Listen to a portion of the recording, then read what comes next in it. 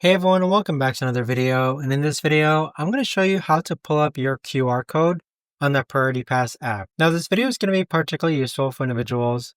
Let's say that you want to go ahead and pull up your QR code because you left your Priority Pass card at home. How do you actually go ahead and pull that up so that you can get into lounges? Now, this video is going to be short, sweet, and simple, guys. There's not going to be a lot of steps involved. So in order to do this, let's first open up the Priority Pass app. Next, go ahead and log in. And then from here, you want to go ahead and click on where it says card on the bottom left-hand corner. Once you click on card, your QR code is going to show up here. And this can be used to actually scan and get into airport lounges. But there you have it, guys. That right there is the best and easiest way that I know of to actually go ahead and find the QR code on your Priority Pass app. This also gives you your membership number and your expiration date for your Priority Pass. If you guys know of a better or easier way to actually do this, let me know in the comments down below.